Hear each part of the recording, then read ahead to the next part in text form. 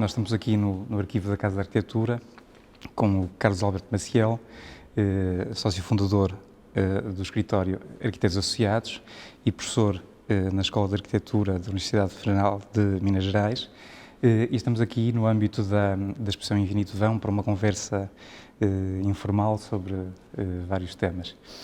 Ora bom, eu, para começar, se lançar um bocadinho esta conversa, ia perguntar-te, Carlos, o nome, ou seja, do teu escritório, ou seja, do teu ateliê, é quase sintomático, ou seja, de um não nome, ou seja, no fundo, que contraria um pouco a ideia de autoria, ou seja, chama-se Arquitetos Associados, e efetivamente são vários elementos, depois cada projeto tem uma determinada autoria específica, mas, portanto, o que é que isto diz sobre a forma como vocês trabalham, como vocês se articulam? Enfim, gostaria de te ouvir um pouco sobre essa... Bom, interessante, porque a dificuldade de nos nomear acabou resultando no nome Arquitetos Associados. Mas é um nome que, de fato, é uma negação do nome, né? Porque todos os escritórios são alguma coisa Arquitetos Associados. E, no fim, isso acaba revelando o que é, de fato, a dinâmica de trabalho nossa, que é uma certa liberdade na composição das equipes. Então, a gente tem trabalhos que são individuais, somos 5 sócios, mas alguns trabalhos maiores são feitos pelos 5, outros são grupos menores. Às vezes temos a possibilidade de nos associarmos a outras pessoas que não são do escritório. Então, uma espécie de plataforma aberta e flexível que permite múltiplas combinações. E, de outra parte, eu acho que a ideia de um escritório que talvez possa, inclusive, se escrever em minúsculas, né? Arquitetos Associados, não em maiúsculas, é um pouco uma ideia de que os nomes de cada um fiquem em segundo plano, né? Então, a ideia de que a autoria pode ser algo que se dilui um pouco, que por ser compartilhada acaba não gerando protagonismo das pessoas, mas tentando colocar as ideias, as discussões no primeiro plano. Acho que tem um pouco a ver com isso. E uma coisa que é sintomática é a diversidade de trabalhos que têm, não é? Quer dizer, desde um trabalho pequeno como uma transformação de um restaurante já existente, como aquele que falávamos no outro dia, até grandes projetos de espaço público ou então de grandes equipamentos, e de perguntar se na formação das equipas entre os 5 associados também há uma certa especialização ou não. Ou seja... um pouco sim, um pouco não. Na verdade, existe assim no âmbito acadêmico, porque isso é outra característica de cada um, né? Todos estamos no escritório e na academia.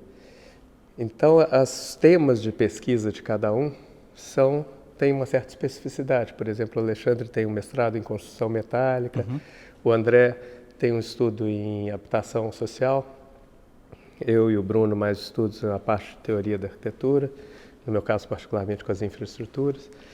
A Paula tem uma pesquisa sobre museus. Então, nesse sentido, talvez haja, mas não necessariamente para formar as equipes de trabalho, né? Então, as equipes são formadas mesmo pelas circunstâncias de cada trabalho. Muito bom. Né? E, por outro lado, no escritório não há hierarquia.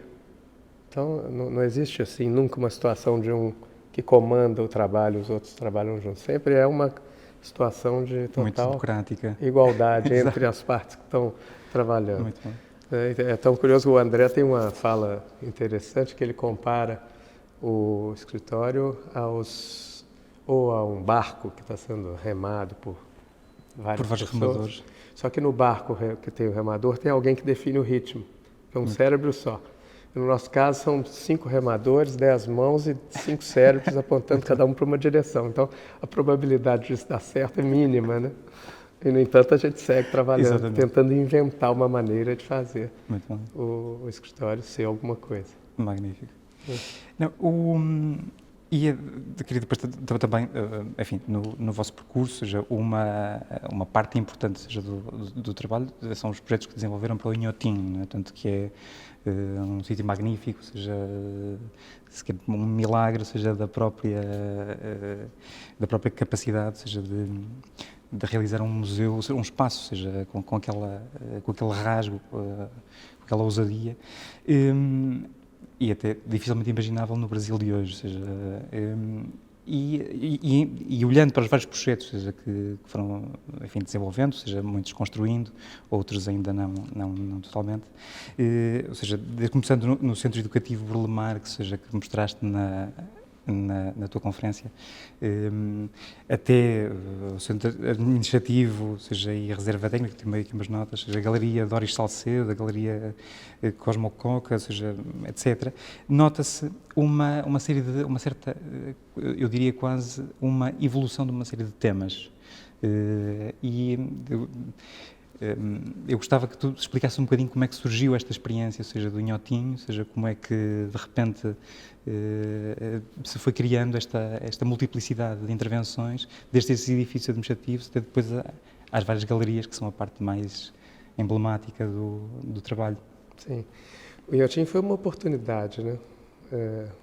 É uma coisa que talvez seja irrepetível. Pois. Hoje, então, no Brasil, seria inimaginável que aquilo começasse.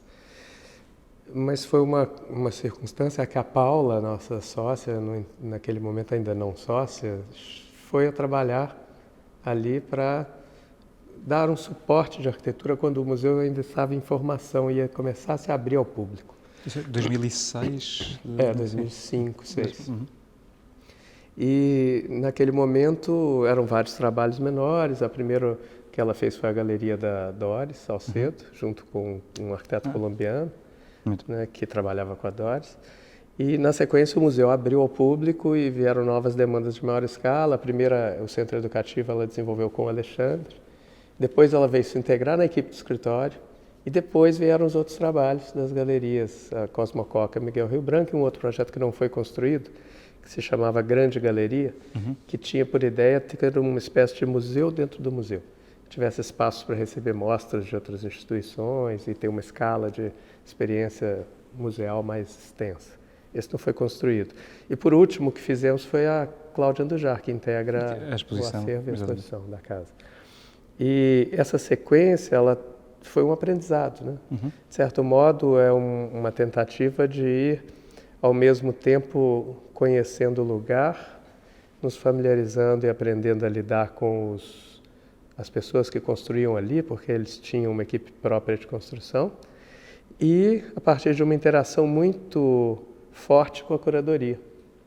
E aí um dos temas que foi trabalhado em cada um desses projetos de uma maneira diferente, talvez eu acho que a Galeria da Cláudia Andujar é a que melhor chega a um resultado disso, é a relação da integração entre interior e exterior, entre a paisagem, seja ela uma paisagem natural, em alguns casos, como na Cláudia, ou uma paisagem modificada, e o espaço interno expositivo, né? Os primeiros espaços expositivos que foram construídos lá eram uma espécie de galpões neutros, com salas brancas, e aí havia uma ruptura muito forte entre a experiência do jardim, ao ar livre, a natureza, e de repente uma experiência de um espaço climatizado, branco e ascético. Né? E então nos interessava muito introduzir gradientes na experiência, nessa transição, né? E também, isso é uma coisa da transição do jardim até o espaço expositivo, mas também na própria sequência expositiva, para que ela pudesse perceber, de alguma maneira, ao longo de uma determinada sequência, ter uma espécie de reafirmação da presença da paisagem ao longo de diversas sequências expositivas. Isso é o que a Galeria da Cláudia talvez realize melhor, né? Porque há um conjunto de 4 espaços que são mediados por uma circulação mais baixa, que é bastante aberta para diversas visadas e para 2 pátios. Então, a experiência um pouco se desconstrói e promove interações com esses espaços abertos, né? Que era uma coisa interessante. Foi uma pesquisa assim, permanente ao longo desse processo. E realmente dos inúmeros temas que conseguimos ler, ou seja, a partir destes vários projetos, é a relação com a topografia, que é incrivelmente presente. Às vezes o edifício levantando-se do chão, como muitas vezes se convencionou, ou seja, ser quase sintomático da arquitetura brasileira. Noutros casos, o edifício enterrando-se e aproximando-se até de muita daquela que é a produção contemporânea da arquitetura portuguesa, ou seja, desde aquilo que podemos chamar de edifícios paisagem, em que o limite entre a paisagem natural e construída é muito ténue. Mas para além desse trabalho, por exemplo, a questão da materialidade, ou seja, no fundo a forma como os tijolos são articulados, de forma a dar aquelas texturas e sombras, mas também por exemplo, na Galeria Miguel Rio Branco, ou seja, no fundo aquela textura, no fundo demonstra também todo um esforço, ou seja, no desenvolvimento do projeto, de construir umas peças que são em si mesmo objetos artísticos e não só contentores para... Ia-te perguntar, ou seja, esse trabalho, ou seja, na materialidade dos edifícios, como é que foi sendo ensaiado e estas várias opções plásticas, como é que, no fundo, foram surgindo no desenho destes edifícios? Bom, a questão da materialidade é outro aspecto que aponta um pouco dessa pesquisa que foi possível fazer ali naquele contexto. E talvez o que seja possível destacar é o fato de que cada micropaisagem definiu um pouco a abordagem e acabou conduzindo a uma materialidade distinta. Então, no caso da Cosmococa, que era um campo com a variação topográfica sutil, que tinha a previsão de ter um campo de esculturas acima, a ideia era fazer desaparecer um pouco o edifício, que na chegada a gente vê como um volume, e depois, passando, ele acaba sendo só uma plataforma redesenhada na paisagem. De tal maneira a não competir com esses objetos escultóricos que viriam depois e que de fato vieram. E a materialidade, no caso a pedra, é uma pedra da região, cuja tonalidade se coloca bem em relação tanto ao verde quanto à paisagem do céu.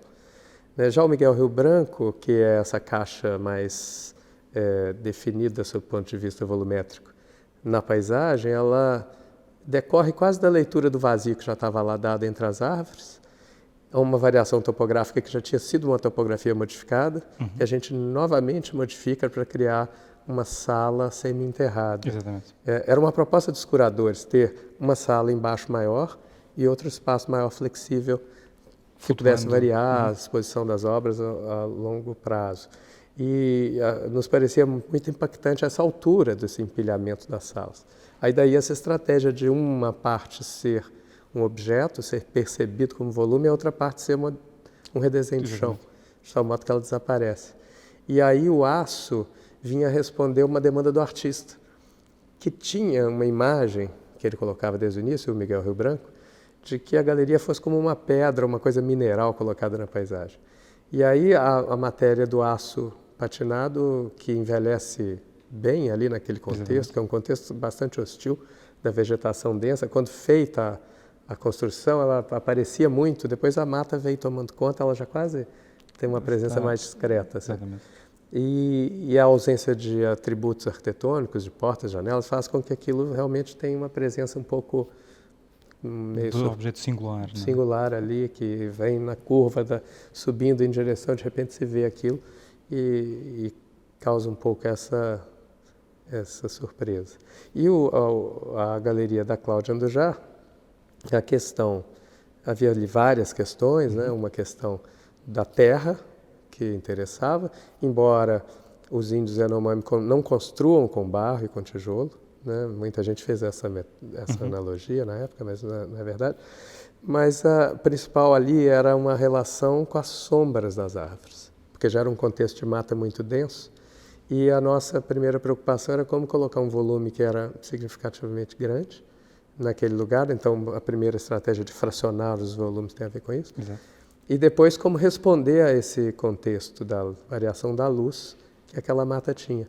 E aí uma primeira ideia era usar a própria madeira tirada do lugar como impressão sobre painéis que pudessem fazer repercutir o desenho das sombras no próprio painel.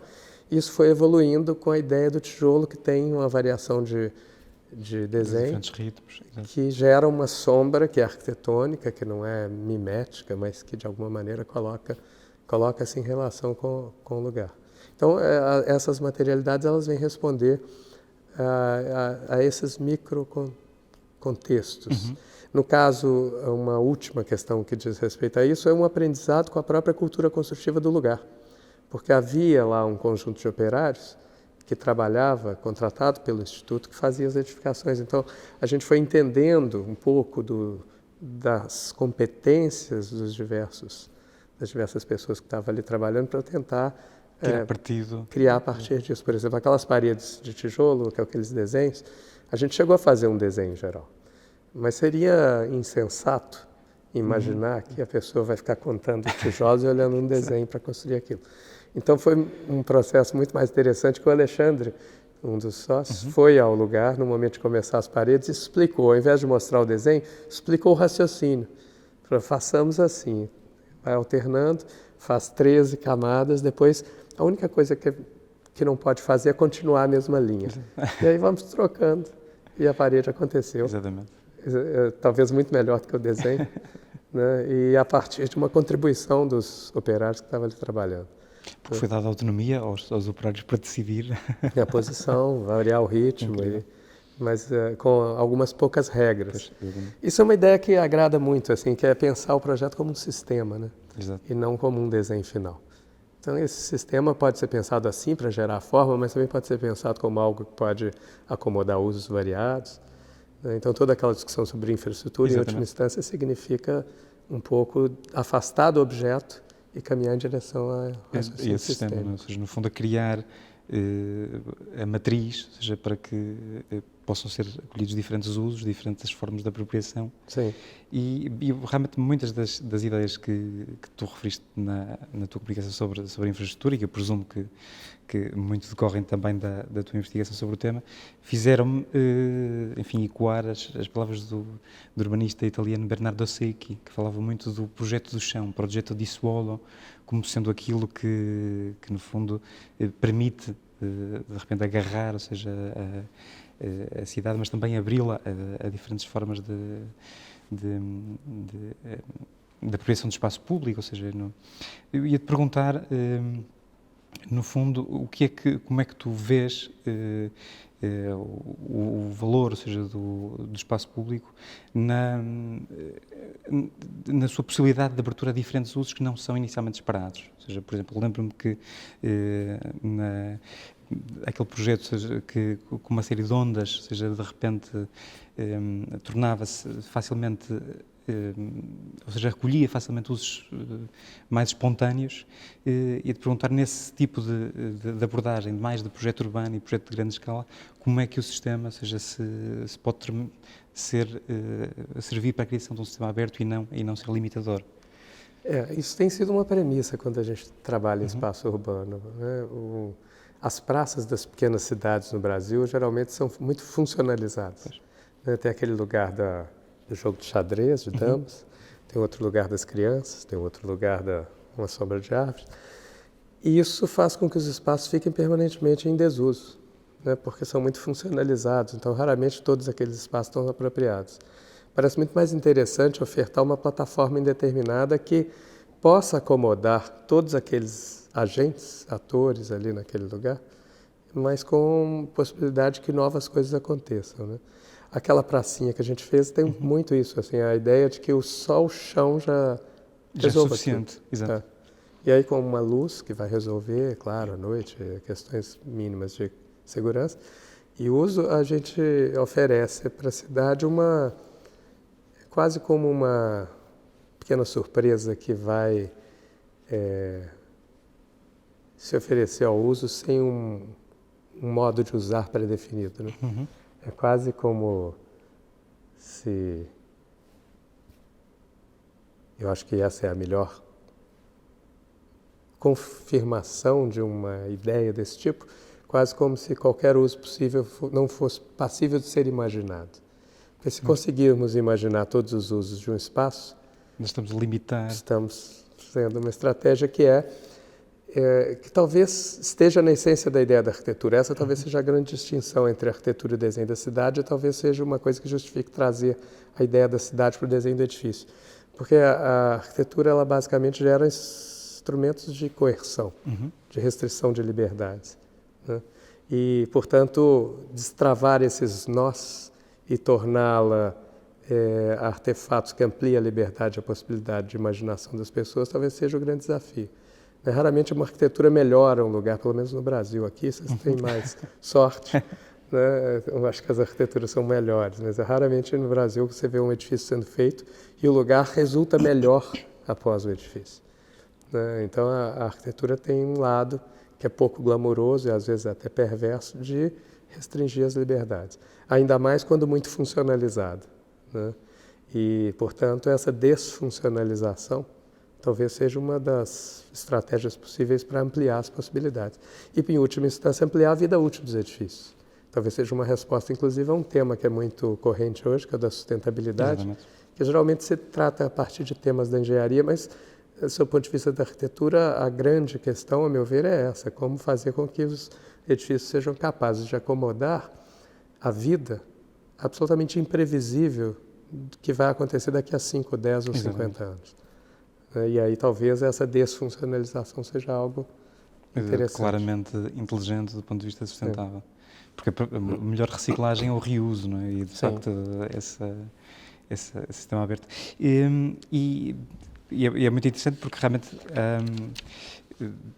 essa ideia do espaço indefinido, ou seja, o espaço aberto nesse sentido, remete para aquela frase que tu referiste, muito interessante, ou seja, do Flávio Mota, do espaço significativo sem nome, não é? Se me dizias que essa é, em parte, vista como uma das características daquilo que pode definir a arquitetura brasileira, ia perguntar-te que outras características é que tu achas que podem, de alguma forma, servir para caracterizar como nacional uma arquitetura, uma produção brasileira? A pergunta é difícil, né? Mas eu acho que tem alguns temas da arquitetura moderna brasileira. Exatamente. Né?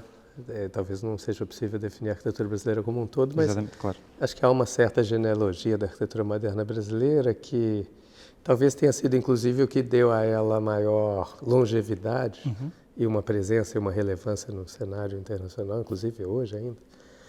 Acho que uma das coisas é essa ideia do espaço significativo sem nome, que é talvez um efeito colateral do formalismo de alguns arquitetos.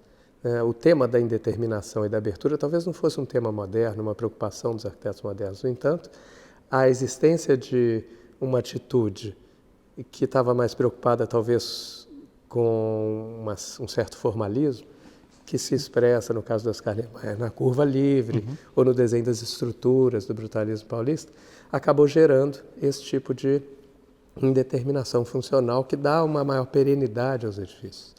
Então tem um aspecto que é o controle da forma, que o Oscar Niemeyer faz em alguns projetos, em que ele procura criar uma caixa mais opaca, que é, portanto, mais capaz de acomodar variações de usos, preservando a sua integridade formal.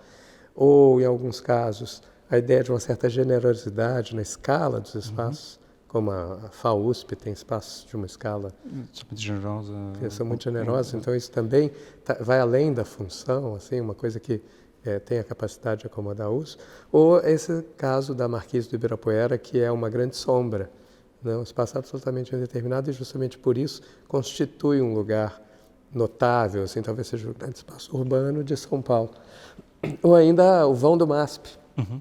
Né? O MASP, principalmente agora que a Avenida Paulista fica aberta aos pedestres nos domingos, quase como se ele se estendesse ali e aquilo que antes só estava no vão passa a estar em todo o espaço público. Então há uma certa urbanização do edifício, isso é muito bonito, assim, que é trazer essa indeterminação e um certo caráter híbrido dos espaços para o edifício. E isso está presente na arquitetura brasileira dos anos 50 e talvez tenha aparecido de maneira mais patente nas vanguardas mais contemporâneas por volta dos anos 90. No entanto, aquilo já estava ali de uma maneira muito forte, porque se tratou de uma construção que se deu no momento de explosão demográfica do Brasil. Então, se fez muita coisa em grande escala que hoje já não seria possível. Exatamente. E eu pegava nesse tema para te lançar uma última questão, ou seja, daquilo que é possível ou não possível hoje. No fundo, muito nos questionamos sobre a autonomia disciplinar da arquitetura, ou seja, da arquitetura do projeto urbano, ou seja, quanto é que deve ou não servir de espelho àquele que é o determinado contexto em que ela se inscreve e quanto é que, pelo contrário, pode ter uma autonomia própria. Nesse sentido, ou seja, em que essa indefinição, ou seja, no fundo, é também, em grande medida, uma promessa de liberdade, ou seja, uma promessa de flexibilidade e de abertura, em momentos como aqueles em que nós assistimos, em que não só no Brasil, mas muito na Europa, ou seja, um pouco por todo o mundo, há um certo um receio, ou seja, uma vontade de controlar, de limitar, de estruturar, de proteger, em que medida é que isso de alguma forma pode condenar ou criar dificuldades a essa expressão tão livre, ou seja, do espaço aberto? Eu acho que quanto mais radical é a proposta, mais incontrolável o espaço é, né? O vão do MASP tem um pouco essa virtude. Exatamente. Ele é uma extensão do espaço urbano incontrolável, né? Claro que é possível pôr lá uma bateria de pessoas, de policiais tomando conta, mas existe um edifício em Belo Horizonte, projetado pelo Oscar Niemeyer, que chama Conjunto JK, de 1950, mesmo ano aproximado do Copan. E é uma unité d'habitation, um edifício de grande escala, são 2 blocos, e durante muitos anos ele ficou inacabado, foi ocupado de uma maneira um pouco improvisada, e ultimamente ele vem sendo recuperado e ganhou uma melhor qualidade. Mas ainda assim, o que é interessante nele é o seguinte: ele, ao contrário de todos os outros edifícios da cidade, que são estratificados do ponto de vista social e econômico, ele é uma pequena cidade, porque tem apartamentos de todos os tamanhos e tem pessoas de todos os estratos sociais vivendo ali. Então, durante o regime militar, ele era o único lugar que não era passível de ser controlado. Porque não permitia qualquer tipo de controle. É uma pequena cidade. Exatamente. E aí é curioso, porque justamente no lugar onde se previa um museu de arte, no projeto original do Oscar Niemeyer, colocaram então uma delegacia de polícia para tentar controlar, que agora acabou de sair, que é interessante. Mas assim, eu acho que assim, é cada vez mais necessário que façamos esse espaço, né? Quase como uma estratégia de resistência. Um verdadeiro antídoto face a uma situação. Muito Desculpa a tosse. Carlos, obrigadíssimo, seja por esta conversa e pela tua generosidade. Obrigado Foi um a gosto você, a Casa da Arquitetura. É uma honra e uma alegria estar aqui. O prazer é meu. Muito obrigado.